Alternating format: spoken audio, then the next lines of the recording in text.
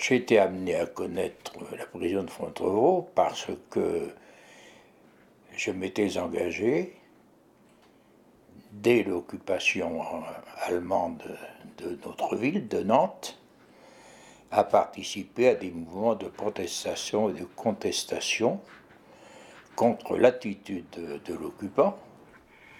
Il fallait chercher les moyens de s'organiser. Or, à l'époque, il n'y avait qu'une seule organisation connue auquel nous pouvions adhérer, c'est le Parti communiste. Par conséquent, nous sommes passés de la propagande pure et simple au premier sabotage. Ça a été la ligne entre Nantes et Pornic que nous avons fait sauter.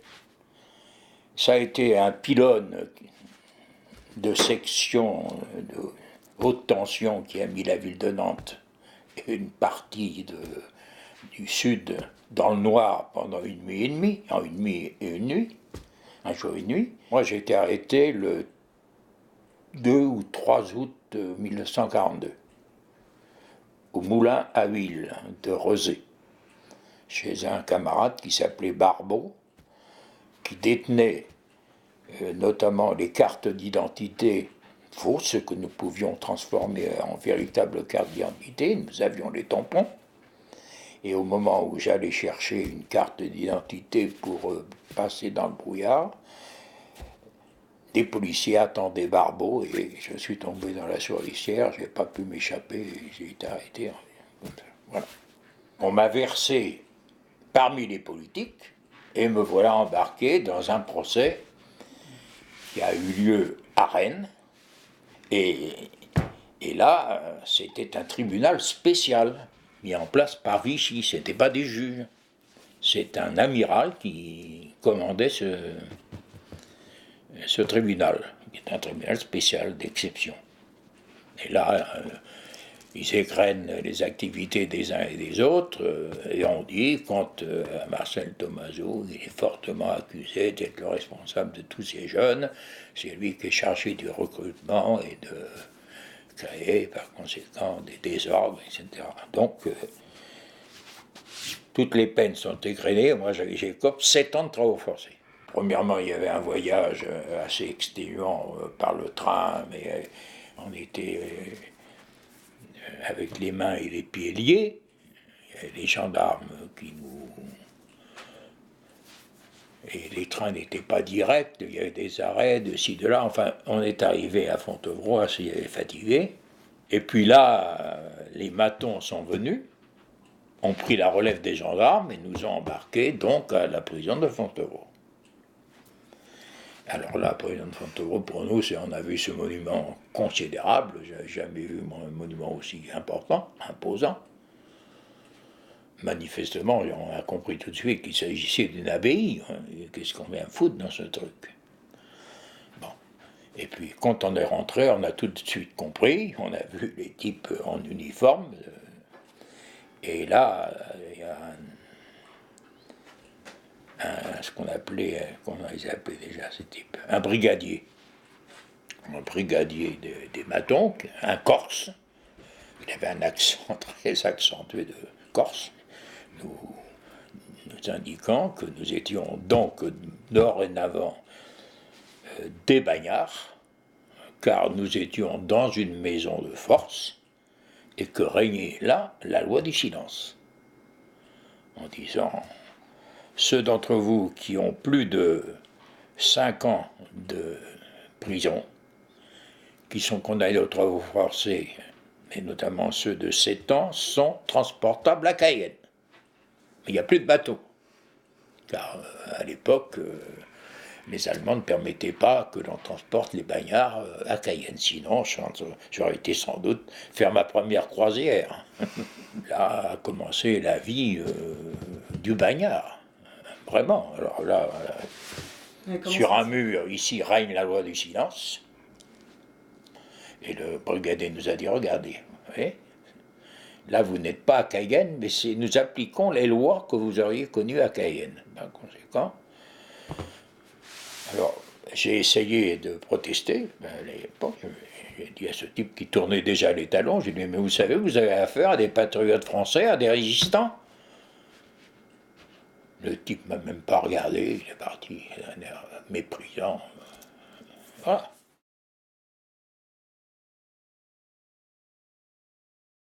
Dès que nous sommes arrivés, tous nos effets nous ont été enlevés. On était à poil totalement. On nous a enlevé les poils partout, sous les bras, partout où vous en avez, sur les cheveux. On nous a coupé les cheveux à ras. Et on nous a donné des tenues de bure, c'est-à-dire les tenues du bagnard. C'est des costumes de bure marron, le chapeau pareil, et de pied en cap. En dessous, nous avions des caleçons en toile rêche pour le corps et comme caleçon. Et voilà, nous étions bagnards. Et par conséquent, nous n'avions plus d'identité. À partir de là, nous avions un numéro. Et nous étions appelés par notre numéro. Dès que nous avons été bien rasés, bien photographiés sur toutes les coutures, parce qu'on est passé au service anthropométrique, alors on nous a mis dans une cour, carrée, mal pavée. Et nous avions des sabots de bois, des sabots Malbrook. Alors là, il s'agissait pour nous de faire le tour de la cour. Et il y avait un type, un détenu, payé spécialement en nourriture pour crier une, deux, pendant des heures.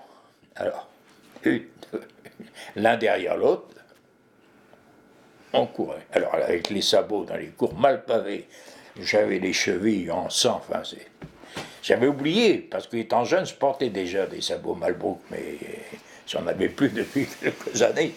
Bon. Et alors, il y avait au milieu de cette cour un maton, enfin un gardien de prison, monté sur une petite estrade avec un fusil Lebel. Et au milieu sur le côté de la cour, il y avait une espèce d'édicule avec des marches qui vous permettaient de monter sur une espèce de plateforme où il y avait un bidon. Et de l'autre côté, une marche pour descendre. Alors, si vous aviez besoin d'aller au water, comme c'était la loi du silence, vous deviez taper dans vos mains. Alors, si le maton était bien disposé, il vous regardait. S'il n'était pas disposé, il faisait comme s'il n'entendait pas. Et quand il était décidé, par conséquent, il faisait oui, comme ça. Alors, on montait les marches de l'édicule, on faisait ce que nous avions à faire, et on redescendait de l'autre côté. Et on reprenait la marche. Une, deux. Après, pendant des heures. La nuit, nous restions. Alors la nuit, vous savez, vous avez peut-être vu Fontevraud, vous ne savez pas comment c'était. On montait un immense escalier et l'endroit où nous dormions, c'est les salles de cellules, étaient tout en haut. C'était d'immenses salles et il y avait 2 rangées de cellules. Là. Au milieu de cette grande pièce. Et chaque détenu avait une cellule qui était de 2 mètres de long et 1,50 m de large, dans lequel il y avait un lit scellé, un baquet où il y avait de l'eau renouvelée tous les jours, et un pot de chambre. Voilà.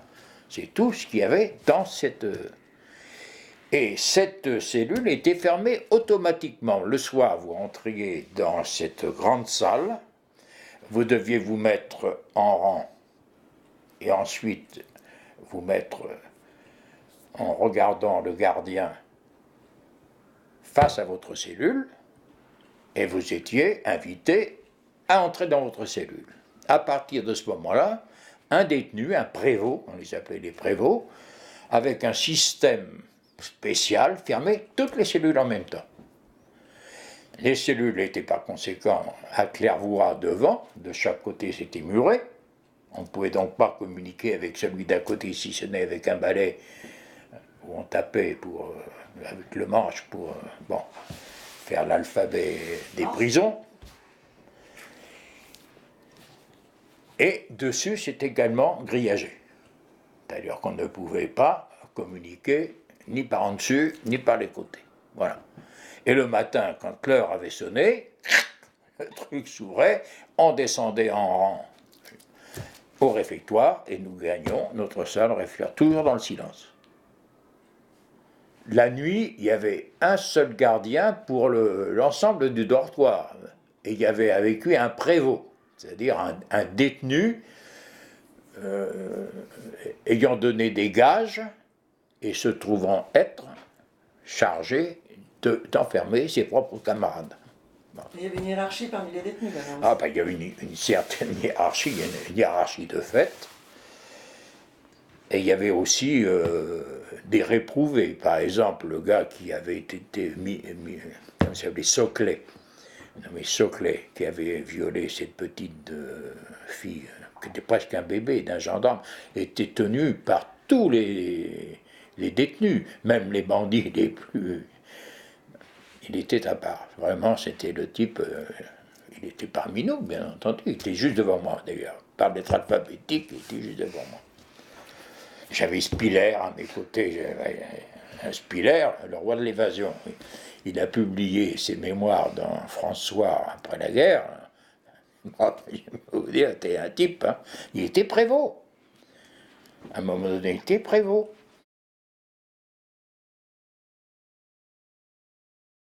À un moment donné, on nous a dit, vous allez être affecté à des ateliers. Parce que dans les bagnes français, il y avait 3 bagnes à l'époque en France. Il y en avait un à Clairvaux, un à Poissy et le 3e à Fontevraud. À cette époque-là, par conséquent, l'administration pénitentiaire française avait permis à des entreprises privées d'installer dans certains quartiers des bagnes des ateliers. À Fontevraud, il y avait un certain monsieur Katz, un Alsacien, toujours avec des lunettes noires énormes, qui avait installé des ateliers de tissage et des cardes pour trier la laine et un foulon. Bon. Toute une gamme pour faire les habits des détenus, qui était faite par cette entreprise privée au sein de la prison et répartie dans les 3 centrales. C'est-à-dire que les habits que nous portions, nous les fabriquions. Voilà. Alors, moi je suis affecté au CARD, un atelier que moi à l'époque j'avais, en 1943, j'avais 21 ans. Bon, il fallait que je m'adapte à ce genre de boulot. Je n'avais jamais fait, je pesais 50 kilos tout au plus. Ah, il s'agissait de transporter des sacs de laine et de les charger, de les décharger et tout ce qui s'ensuit avec toute la poussière que vous respirez. C'était irrespirable, absolument.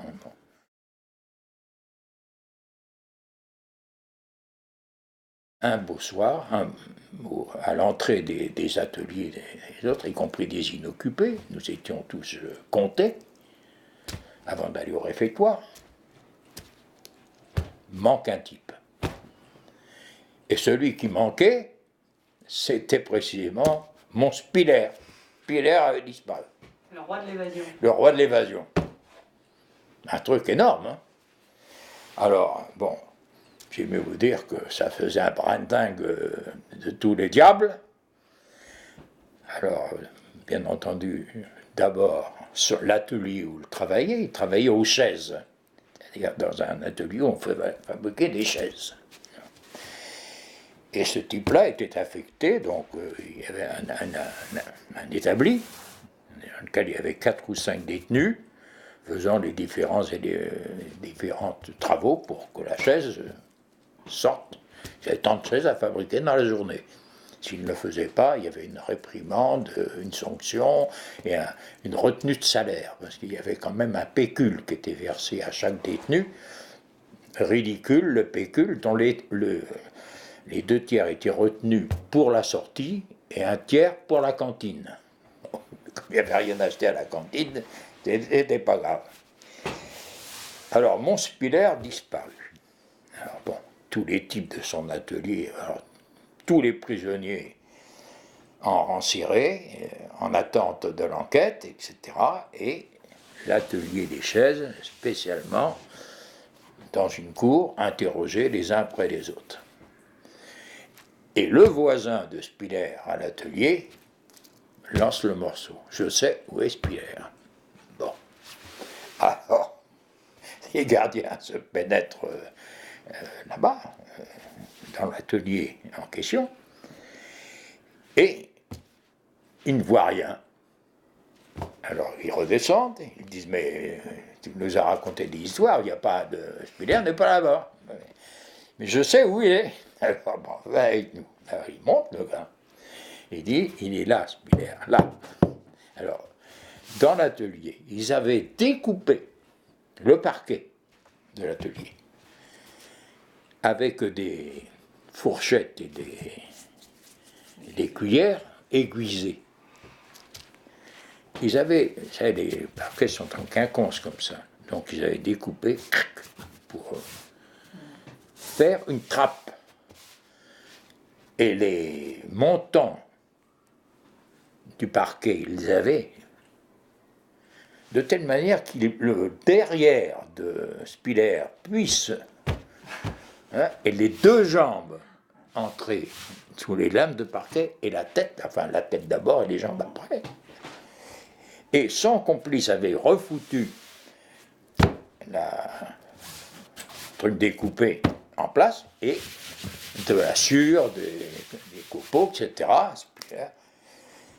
Alors, il était prévu que sa maîtresse l'attende, évidemment, en bas de cet atelier. C'était l'atelier des chaises donné sur la rue. Il y avait bien sûr des barreaux. Les barreaux, il y avait tout ce qu'il faut pour les couper, les barreaux. Alors, bon, comme il était condamné aux travaux forcés à perpétuité, il ne risquait pas grand-chose. Non. Mais on le fout au mitard, 90 jours. Et c'était un type condamné à 90 jours de mitard, n'en sortait que les pieds devant.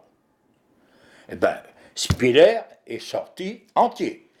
Bon, il avait des complices, j'imagine, y compris parmi les gardiens, sans aucun doute. C'est pas possible qu'il sorte après 90 jours de mitard. Il est ressorti.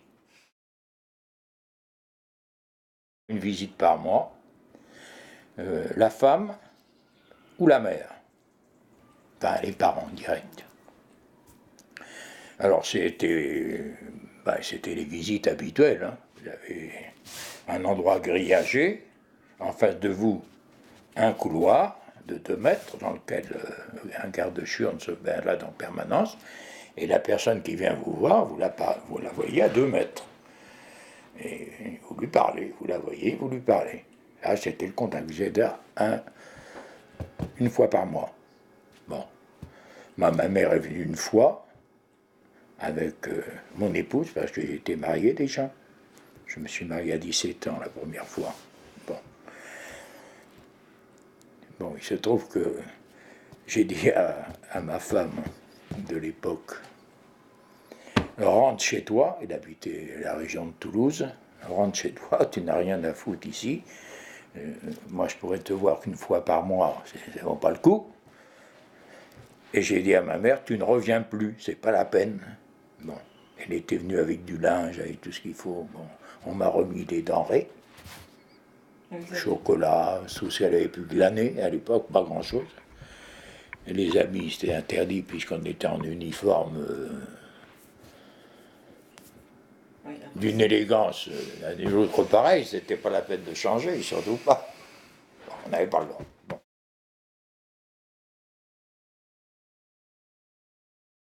J'avais pas 21 ans. Bon, comme ça s'est passé. En tout cas, j'étais mineur, on me considérait comme mineur. Moins de 25 ans, je crois. Enfin, on me donnait une ration spéciale de sucre, de confiture et un peu plus de pain que pour les autres. Mais manifestement, je n'aurais pas pu tenir le coup. Donc, j'ai demandé à être déchargé du travail des cadres. Ça n'a pas été facile, mais enfin, on a fait un mouvement parce que on s'est très vite dit, enfin moi personnellement et les quelques camarades qui étaient avec moi et que je connaissais, qui avaient été déportés dans cette centrale pour les mêmes raisons que moi, et on ne peut pas continuer comme ça. C'est pas possible d'être traités comme des bandits, comme ce régime de travail, ce régime de... Parce que pendant les années, il fallait tourner autour de la cour. Alors on a obtenu une discussion avec la direction de la prison et ils n'ont rien voulu entendre dans un premier temps. Donc il y avait des camarades qui venaient d'autres régions, et notamment de la région parisienne, qui étaient des militants déjà connus au plan national avant la guerre, qui étaient élus dans la région parisienne conseiller municipal ou conseiller général, et qui avaient l'habitude, par conséquent, de l'activité publique. Donc, de bouche à oreille, on a dit il faut faire un mouvement de telle manière que les résistants se reconnaissent, parce qu'on est tous des inconnus là-dedans. Il y avait des bandits de droit commun de haute volée, hein. Il y avait Millon, le complice de Viennman, qui avait tué 7 femmes à Paris, condamnées à mort et guillotinées en 1939. Millon avait été gracié par le président de la République et été condamné aux 3 affaires et à perpétuité. Il y avait Spiller, le roi de l'évasion. Il y avait Soclet, qui avait violé la petite fille d'un maréchal, pas d'un maréchal, d'un général de gendarmerie. Enfin, bon, des types vraiment de haut calibre du banditisme français. Vous étiez tous mélangés. Il y avait On était par ordre alphabétique au réfectoire. Et dans les ateliers, on était tous mélangés. Bon, mais vous dire que j'étais pas tranquille tous les jours. Hein. Par conséquent, on se bat pour... on décide de briser la loi du silence. Donc, à un moment donné, un désigné par nous a demandé à aller voir. Monsieur, puis-je aller au water? Bon, alors évidemment, tous les autres qui ont entendu ça se sont manifestés. Et nous avons obtenu de la direction de la prison que sous notre numéro matricule soit mis une petite bandelette de la même couleur, blanche si vous étiez condamné à moins de 5 ans de travaux forcés, rouge si vous étiez condamné à plus de 7 ans. Et à partir de ce moment-là, on s'est reconnu. Mais nous n'avons pas pu obtenir un réfectoire particulier, ni un dortoir particulier. Ça, nous étions toujours mélangés, mais malgré tout protégés par le système lui-même. Quand ça a été fait, nous avons donc décidé de continuer à parler, quels que soient les incidents. Alors on a fait quelques jours de cellules, ce qu'on appelle le mitard, le fameux mitard, à poil, 1 litre d'eau pour la toilette, la nourriture et tout le reste, et une boule de pain, voilà. Moi j'en ai fait pendant 24 heures seulement, parce que quand j'ai été mis au mitard pour cette manifestation, la direction de la prison était tenue de m'informer que mon frère venait d'être fusillé.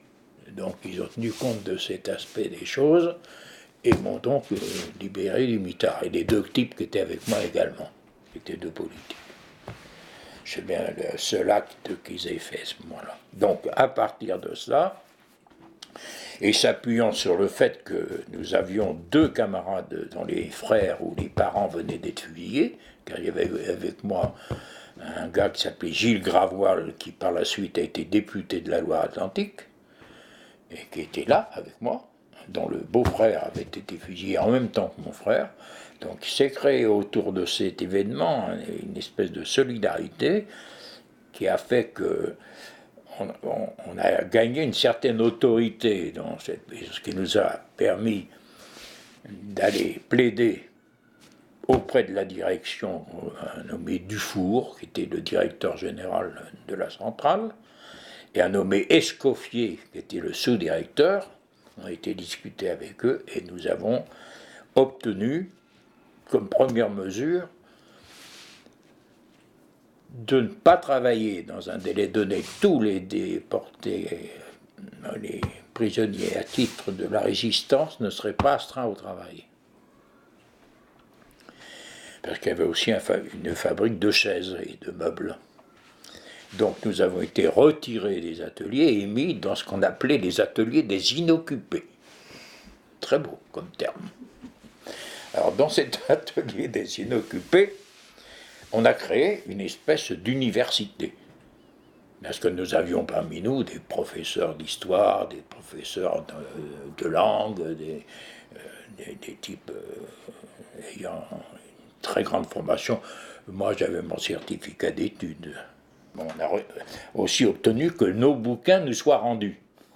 Bon, ce qui est très important parce que ça a permis d'organiser de véritables cours où on était inscrit pour apprendre l'anglais ou pour apprendre les mathématiques ou pour apprendre pur simplement à lire ou à écrire, ceux qui ne le savaient pas, ou à perfectionner. Voilà comment les choses se sont passées et comment moi j'ai appris en prison l'essentiel de ce que c'est aujourd'hui. Hein. C'est comme ça. Donc en fait, oui, une véritable université. Ah oui, une véritable université. Avec des à tous les échelons, etc. avec des professeurs et des obligations d'assister.